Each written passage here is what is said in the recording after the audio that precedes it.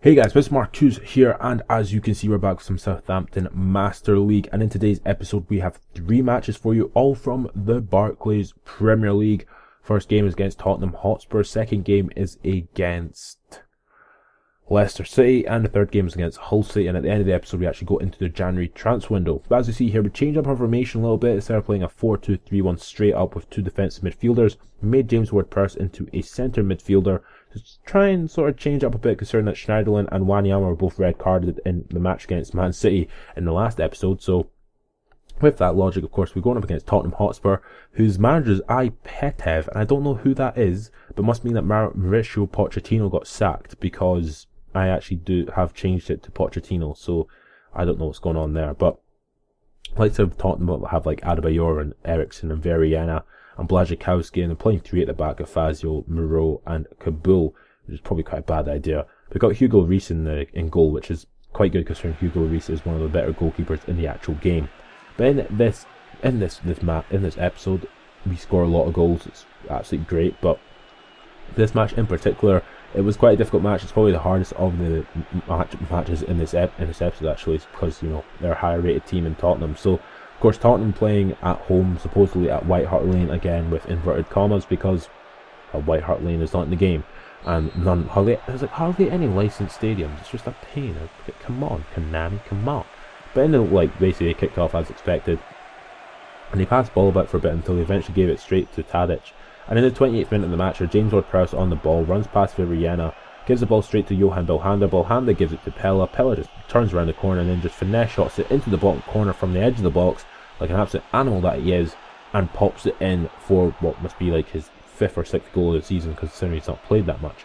But coming to the half-time in the game, as we get Gardos steal the ball off Adebayor, gives it to Belhanda, gets a shot, which is a really good save from Hugo Reis, and it's put out for a throw in, which I actually went for a really crazy shot with, I think it was Jovetic, which was just absolutely wild. It was just a speculative shot, to be honest. And 1-0 at half time, pretty decent result at half time anyway, because of course considering they only had 1 shot.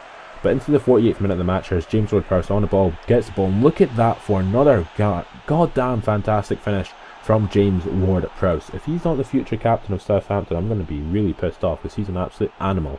But as you see there, James Ward-Prowse chests it down and just pings into the back of the net like an absolute beast. So in the 61st minute of the match here, Adebayor gets a good shot, but it's a good save from Fraser Forster. And really, that was about it. I mean, I've sort of just messed about with a bit until eventually the 64th minute of the match here, James Ward-Prowse steals the ball off Fazio, runs past Moreau, and then he himself just puts it in the back of the net. He's having just an absolutely amazing season, and moving him to that centre midfield position could potentially make him into one of the best players I've ever played with. It could potentially be amazing. But in the 75th minute there, Tottenham really should have scored a goal. I don't know how they missed so many opportunities. As we see in the 86th minute here, Pella hitting the post, comes up to Azpilicueta, who has an absolute speculative shot from about 25-30 odd yards, which Hugo Reis made quite a decent save from, actually, which is surprising, because, well, people always say the shooting in this game is difficult. Personally, for me, I think the shooting is great, but I don't know. But in the last minutes of the match here, as we see Tottenham trying to get forward, that was it. 3-0, final score. James Ward-Prowse there, of course, it actually focuses on him this time. It makes a lot more sense, considering that he's just had an absolutely fantastic game, scoring 2 goals against quite a good opposition. So, see there, 14 shots, 8 on target. For some reason, Azpilicueta got man of the match, but I mean, James Ward-Prowse probably deserved it, but I mean, what can I say? But in this match, for some reason, I'm showing you the table now, and I don't remember why. But anyway, I'll show you the table now, because why not? And the table, as you see there, of course, being Tottenham, it puts us quite high. Tottenham are 7th in the table, we're 35 points now. Arsenal are on 41, and Liverpool are on 36. But as we go here, you will see the first knockout round is Atletico Madrid, Chelsea, AC Milan, Galatasaray, PSG, Manchester United, and Southampton, Barcelona. For goodness sake. I knew I would get Barcelona. I told you this in the last episode. Barcelona are quite hard opposition, like some Messi, Suarez, Neymar, Rakitic, Xavi, Iniesta, Puyol, Piqué. Puyol doesn't play for them anymore. But yeah, I mean, it took a while, sitting here. I remember when I actually did this, and I was like, oh, for goodness sake, I was sitting there for ages, and I was just like, goodness sake, goodness sake. But anyway, in the other matches we had Ajax, Bayern Munich, Schalke, Juventus, Shakhtar, Real Madrid, Zenit St. Petersburg, Bayer Leverkusen. So yeah, probably going to get knocked out of the Champions League. So into the second match of this episode, and it is against Leicester City, Nigel Pearson's side, who are still in the Premier League, which is quite good. Like Schneider and Wanyama, of course, are still both out of the team because they, well, going to serve 3 match suspensions. And we're still playing with our sort of weird formation there, as you can see, a centre midfielder and attack midfielder and whatnot. But I moved James Ward-Prowse to attacking midfield, considering that he was getting forward so much and scoring all those amazing goals. It's going to be great to see him if he, in the attacking midfield slot, see if he can actually do any good there. Of course, we're the home team against Leicester. Leicester don't really have too many good players anyway. They have the likes of Cambiasso and whatnot, and Ochoa up front, and of course Kasper Schmeichel in goal.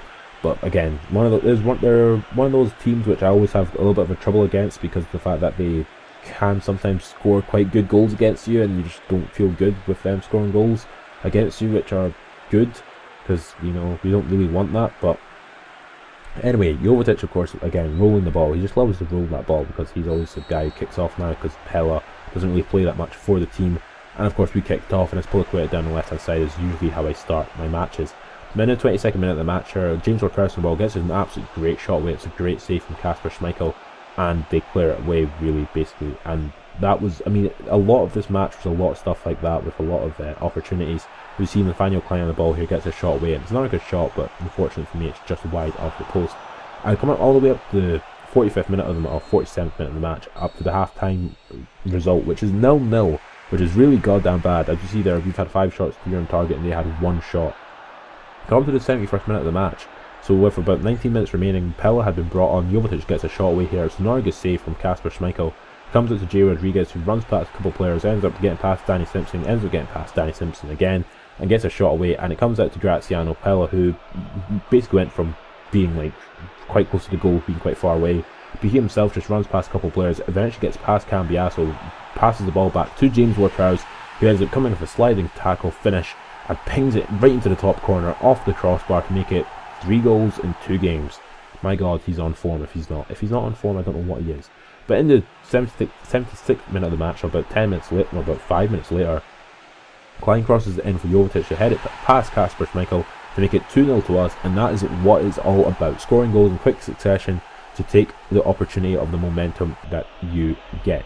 So into the last minutes of the match here, as we see a really poor throw from Jovetic, gives it straight to Graziano Pella, the substitute, who ends up getting himself on the score sheet. He probably deserves it, because he's been, well, an absolute animal since he came on. So 3-0 was the final score against Leicester City, and of course we're beating teams quite comfortably now. So 12 shots, 10 on target. Of course, Pella was the man of the match, waiting for 7.5 rating.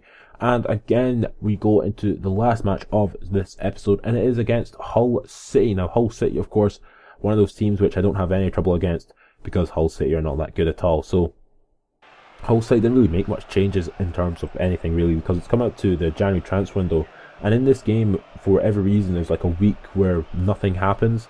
So like you get like a week off, and it's really weird, because it's like, of course, in real life they play like the majority of their fixtures in like December, January time, while like in PES you get like a week off, and then you get like only 3 matches like a month more or less. So well, unless you're involved in all the competitions, which, well, we still are at the current moment, but things will change.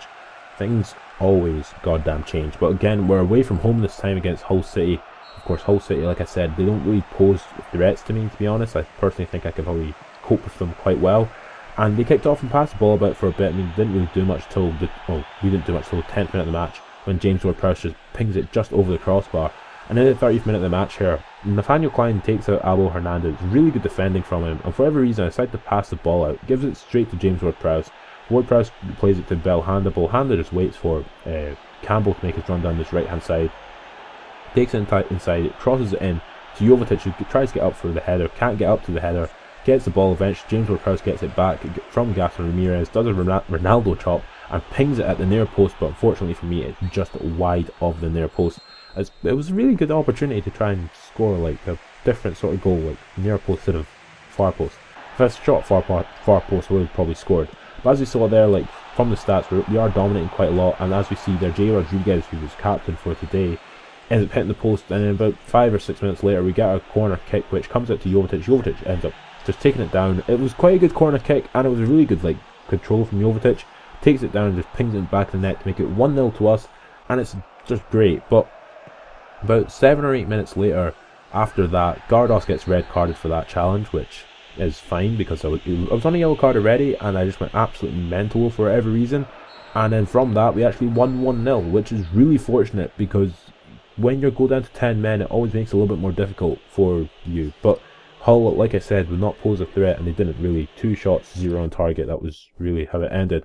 But after match day 19 games in, halfway through the season, we are second in the table, 6 points behind Arsenal with 41 points. And into the opening day of the transfer window, don't know who I'll buy if I'm going to buy anyone. And we just go and show, basically the rest of this episode is just me renewing contracts. Tadic's, Alderweireld's, Campbell's, Gardos's, Rodriguez's, Bertrand's, James Ward-Prowse's, Cork's. I don't renew Mane's one, and I renew Gazaniga's one because of the fact that, well, he's my backup goalkeeper. So yeah, if you have enjoyed this video, subscribe to my channel for more, and catch you later.